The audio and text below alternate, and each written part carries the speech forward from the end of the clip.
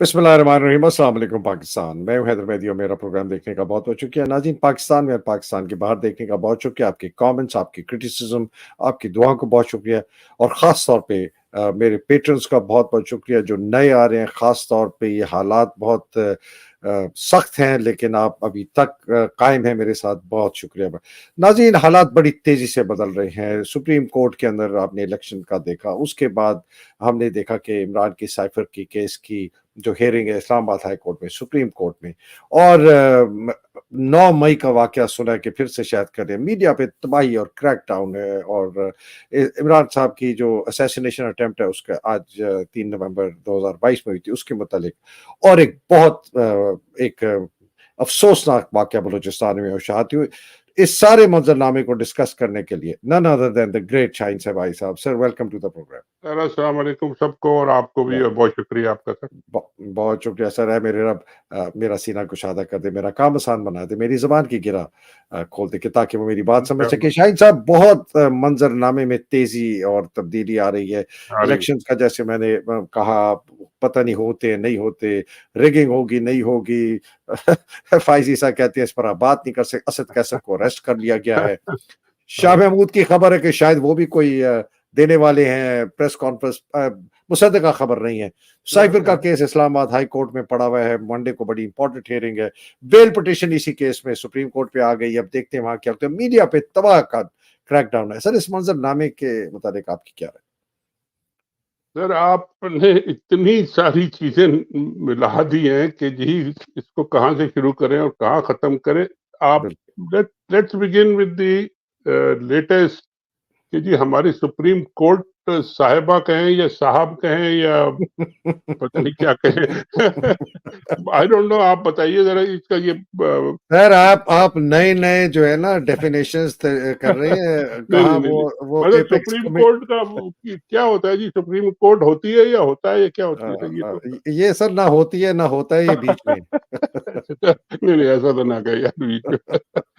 12 supreme court ने जो orders दिए हैं और जिस तरह के वो ऑर्डर्स दे रहे हैं, टोटली ये लग रहा है हमें तो बाहर से बैठ के, जो अंदर बैठे हैं वो तो बेचारे बड़े घबराए हुए हैं। वो चारों तरफ देखते हैं कि हमने देखना इस जज की तरफ है या नहीं है, वरना देखते हुए भी पकड़े जाएं, कहीं उनकी बात सुननी है नहीं सुननी है, इधर जाना है नहीं जाना है। वो तो खैर बड़े प्रेशर में होते हैं अंदर, वकील भी और सारे लोग सब, जज भी खुद भी। बाहर से बैठ के नजर आता है ये टोटली एक स्क्रिप्टेड सारा ये लग रहा है कि हर चीज स्क्रिप्ट के मुताबिक चल रही है। सब सुप्रीम कोर्ट भी उसी में बराबरी से शरीक है। जो जो से लेफ्ट जाना है वहां से लेफ्ट जाते हैं, जहां से राइट जाना है वहां से राइट जाते हैं। इधर जो होता है ना वो हॉकी में जो ये कलीमुल्ला से सलीमुल्ला और सलीमुल्ला से कलीमुल्ला लेफ्ट राइट करके और आगे निकल जाते हैं। और बस आज इन्होंने जो 2-3 फैसले दिए हैं सर, इलेक्शन करा दिया, 8 तारीख को होगा, 10 तारीख को होगा, फौरन होगा, इलेक्शन होगा, ऑर्डर है हमारा, ऑर्डर है हमारा। भाई एकदम आप इतनी जान, इतनी जोर, इतना जबरदस्त आप बन गए हैं ऑर्डर देने के लिए। आपने जो अपने ऑर्डर जो लिखवाए, इसी ऑर्डर में जो लिखवाए, पुराने ऑर्डर भी इसमें मेंशन कर रहे हैं कि जी सदर ने ये नहीं किया था तो उन्होंने गलती की, ट्रीजन किया। वो कौन से स्पीकर साहब ने ट्रीजन कर दिया फलान। और वो तो साल पहले किया था, जो अभी हाल ही में 2 महीने पहले जो ट्रीजन हुआ है वो उनको नजर नहीं आया। मतलब ये किस किस्म का ये सिस्टम इन्होंने खड़ा किया हुआ है। वो कहते हैं हम बड़े तगड़े और हम बड़े ये है वो। This is all scripted sir. मुझे ये लगता है कि जी इन्होंने ये जो ऑर्डर सारे इलेक्शन के लिए जो एक क्रिएट कर रहे हैं एटमॉस्फेयर, ये एटमॉस्फेयर कोई क्रिएट नहीं हो सकता जब तक इलेक्शन में ये दे कम क्लीन, और जब तक ये अपने आप को आके जाहिर नहीं करते और लोग इसमें यकीन करना शुरू करें कि जी आप नेक नियति से और साफ दिली से जो कर रहे हैं वो ईमानदारी से कर रहे हैं और सबके साथ इंसाफ कर रहे हैं, तो यकीन बात होगी। वरना ये सब आप स्क्रिप्ट चले, इधर से लेफ्ट आया, उधर से राइट आया, उधर से कर दिया, ये सब नहीं चलने वाला आपकी, चाहे सुप्रीम कोर्ट कितनी बड़ी हो। अब आपका जो ऑर्डर, लेटेस्ट ऑर्डर है कि आपने इलेक्शन का अनाउंस कर दिया, ठीक है कर दिया। अब ये क्या ऑर्डर है कि जी कोई ये नहीं कह सकता कि इलेक्शन होगा या नहीं होगा? What does that mean? यानी भाई मैं कहता हूँ कि जी मेरा ख्याल में इलेक्शन नहीं होगा, आप कहेंगे जी आपके ख्याल में होगा, ठीक है, दोनों की ओपिनियन है, हो जाएगा तो आप ठीक है, मैं गलत हूँ। और इसमें व्हाट इज द क्राइम? आप पेमरा को कह रहे हैं तो इलेक्शन कमीशन को कह रहे हैं तो फलाने को कह रहे हैं कि पकड़ो इनको, मारो। और अभी आपने मेंशन किया कि जी क्रैकडाउन हो रहा है मीडिया पे। आई एम रियली सॉरी, जिस किस्म का ये क्रैकडाउन हो रहा है, ये क्या कंडीशन है? कोई ये आपको इंडिकेशन मिल रहा है कि ये कोई फेयर एंड फ्री इलेक्शन कराने जा रहे हैं? मैंने अभी एक लिस्ट देखी है, एक हमारी साथी है, उन्होंने वीलॉग किया, पूरी लिस्ट उन्होंने बताई कितने जर्नलिस्ट जो है वो नौकरियों से अभी हाल ही में चले गए, निकाल दिए गए। एयर वाई चैनल ने तो हद ही कर दी, पता नहीं कितने लोगों को वो फायर कर दिया। वो आपके बड़े पॉपुलर एंकर साहब थे काशिफ मोबाइल से, वो भी मुल्क छोड़ के शायद चले गए। और उनके चौधरी गुलाम हुसैन साहब जो बड़े सीनियर और बड़े कुछ तीखे कमेंट करते थे, उनको भी फायर कर दिया, उनके प्रोड्यूसर्स को भी फायर कर दिया। और बाकी चैनल्स ने भी यही हाल किया हुआ है। समी इब्राहिम नाम गिने आप, बाकी को तो छोड़ दे बेचारा, अरशद शरीफ वगैरह को तो उनका तो हर एक को ये पकड़ के दबाए जा रहे हैं, मारे जा रहे हैं, कसे जा रहे हैं। यानी और ये कोई फेयर एंड फ्री इलेक्शन की रास्ता है? पार्टी को आपने देख लिया कभी, असद कसर को फिर पकड़ लिया कि जी उन्होंने फलाने वो बाथरूम का नलका जो है वो ठीक नहीं लगाया था, इसलिए जेल में चलो। What is this going on? यानी ये, अच्छा मुझे लगता ये है, और कई लोगों ने इस पर बात भी की है, कि ये जो पीरियड है, इस वक्त बैठी हुई है आईएमएफ की टीम आपके 10-12 दिन पाकिस्तान में, और इसको दिखाने के लिए ये सब ड्रामा हो रहा है कि जी इलेक्शन की डेट भी आ गई और सुप्रीम कोर्ट सुप्रीम भी हो रही है और बड़ी सब चीजें हो रही हैं और फलाना कुछ हो रहा है, हम सब डेमोक्रेटिक राइट पे और law and order, rule of law, blah blah blah. जैसे ही ये जाएंगे और ये पैसे वैसे इनको अगर दे रहे हैं इन्होंने, इन्हीं ड्रामेटिक्स के बेस पे अगर इन्होंने पैसे देने और उन्होंने दे दिए, तो ये बड़े कहेंगे कि जी हम जीत गए और अब हम 2 महीने के लिए हमें और फंड मिल गए, अब मारो जिसको मारना है, पकड़ो जिसको पकड़ना है। और कोई इलेक्शन वैक्शन नहीं होता, ऊपर से वो टेररिज्म बढ़ जाएगी, सैलाब आ जाएंगे, पानी आ जाएगा, गर्म हवा चलेगी, ठंडी हवा चलेगी, बर्फ होगी, वो मुझे इलेक्शन नहीं हो सकते। पैसे नहीं है जी, फौजी नहीं है, कुछ भी बहाना बना के कर दे। क्या उसकी गारंटी दी है जनाब हमारे चीफ जस्टिस साहब ने कि अगर मौसम खराब होगा तो फिर भी इलेक्शन होगा? या हर पार्टी को इजाजत होगी इलेक्शन लड़ने की, जो जेल में है, जिनके खिलाफ केसेस हैं, जो मुजरिम है उनको तो इजाजत दे दिया आपने प्रोटोकॉल में बिठा के, मुजरिमों को जेल से निकाल के, और जिनके खिलाफ केस अभी चल रहे हैं उनको आप इजाजत नहीं देंगे। ये कोई फेयर एंड फ्री इलेक्शन होगा या क्या इलेक्शन होगा? ये इलेक्शन होगा या फ्रॉड होगा? ये डिसेप्शन होगा। सर ये बताइएगा, आपने एक चंद महीने पहले मुझे याद है आपने एक मेरे प्रोग्राम में कहा था कि जब इलेक्शन अनाउंस हो जाएगा और तो जब ये होता है उसकी अपनी एक जो है ना लाइफ होती है जी, और ये फिर काबू नहीं पा सकेंगे। आप उस पे अभी तक कायम है कि ये? बिल्कुल मैं कायम हूँ, लेकिन ये वो डायनेमिक्स को शुरू नहीं होने देंगे। असल बात ये, इन्होंने जो अब ऐलान किया है, आज या कल ऐलान किया डेट का, उसके साथ ये क्रैकडाउन शुरू कर दिया। ये इलेक्शन के करने के इनके क्या कहते हैं करतूत है? ये इलेक्शन कराने के करतूत है या ये कोई फेयर एंड फ्री के करतूत है कि जी आप इलेक्शन अनाउंस करें और साथ ही आप लोगों को मार पीट और पकड़ो धकड़ो ये सब शुरू कर दें? अभी अच्छा वो सर, जी, जी ये जी उस जी, वो बात जो है, वो अगर एक एटमॉस्फेयर बनेगा फ्री एंड फेयर, तो फिर तो ठीक है, फिर नहीं कंट्रोल होता। मगर ये कंट्रोल से अपने जाने नहीं देंगे, क्योंकि अगर इनके हाथ से निकल गया तो फिर ये कंट्रोल कर नहीं सकेंगे। असल तो प्रॉब्लम ये है। तो इस बात में पिना एक ये भी बात आपकी मुझे लग रही है कि आपको खदशा है कि ये शायद इलेक्शन शायद हो ही ना, और अगर हो तो ये बहुत ही लूला लंगड़ा, बिल्कुल ही मरा हुआ टाइप होगा, ये आप कह रहे हैं? जब मरा हुआ टाइम तो ऑलरेडी है। वो आप जो सुने आज जो इन्होंने किस बेसिस पे एआरवाई ने चौधरी गुलाम हुसैन को निकाला है अपने प्रोग्राम से, चैनल से फायर, कि आपने नवाज शरीफ को प्रोजेक्ट करना है as a very strong leader of Pakistan, और वो आके ठीक करेंगे। अगर ये नहीं कर सकते आप तो आप फायर। समझ गया। ठीक है।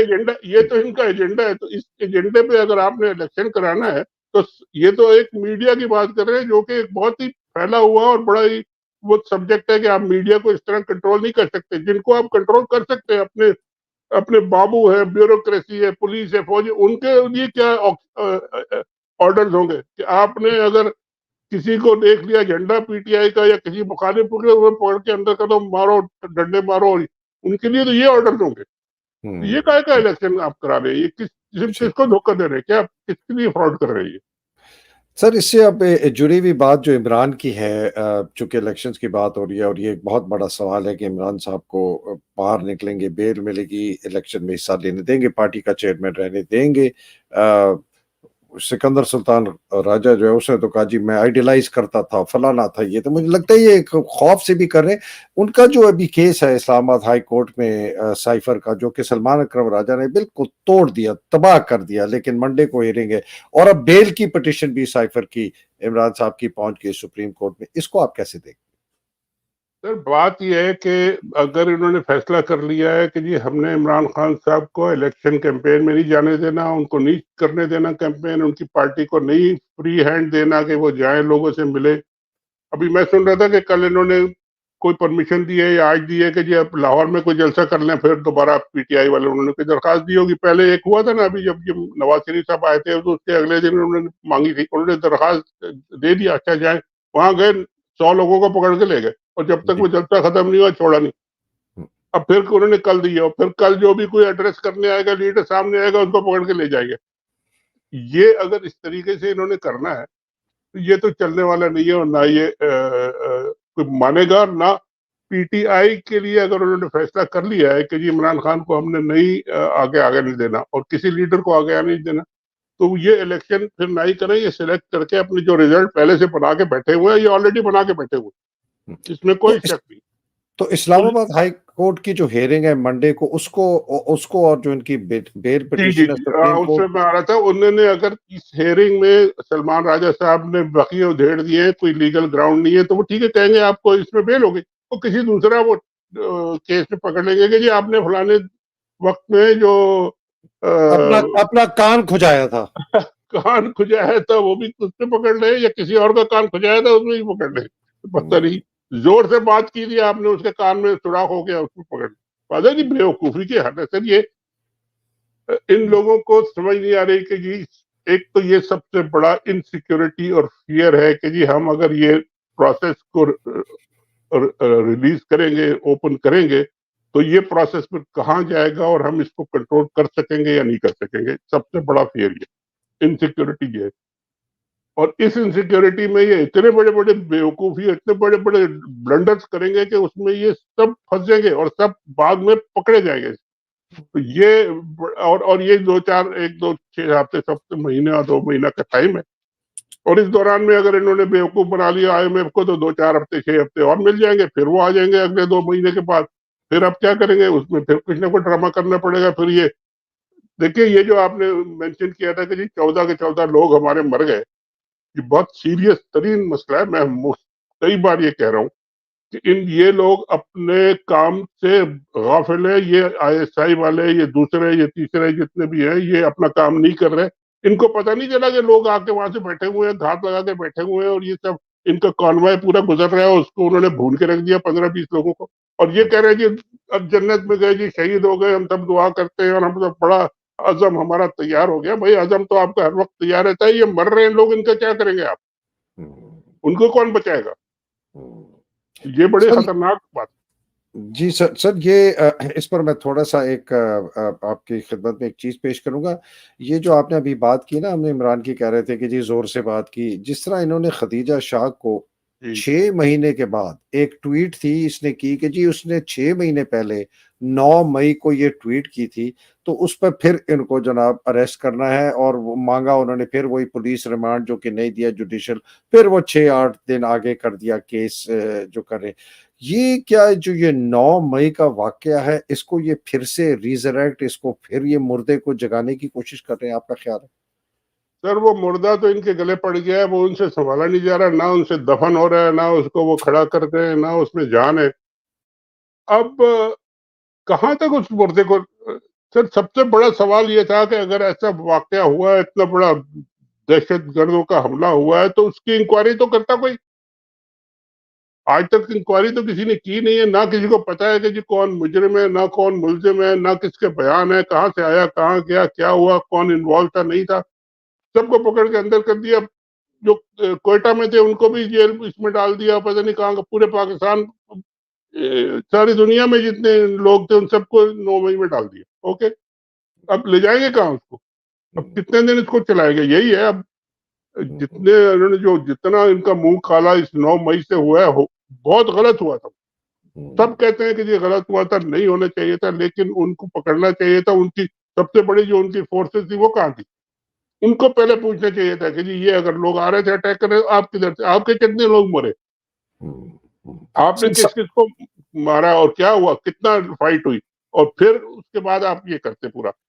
बिल्कुल सर, वो सबसे बड़ा जो सवाल है इसका तो सर, जो आप जिसकी तरफ जा रहे हैं कि जब ये 2 ढाई 3 घंटे जुलूस चल रहा है, माल रोड से आ रहा है, कोई ना नहीं होता। पुलिस, ना रेंजर्स, ना बिल्कुल। QRF, 10 डिव का कोई आदमी नहीं, 11 डिव का आदमी नहीं, और वो जो 2-3 लोग जो के वर्गला रहे हैं, लोगों को अंदर बुला रहे हैं, और यास्मीन राशिद कह रही है कि मत जाओ। हाँ, जाओ जब वो बिल्कुल। अंदर जाते हैं तो सर आग पहले से लगी हुई थी, तो ये भी नहीं है कि इन्होंने आग लगाई, आग पहले से लगी हुई थी। तो ये तो सारी चीजें लोगों की, जी सर।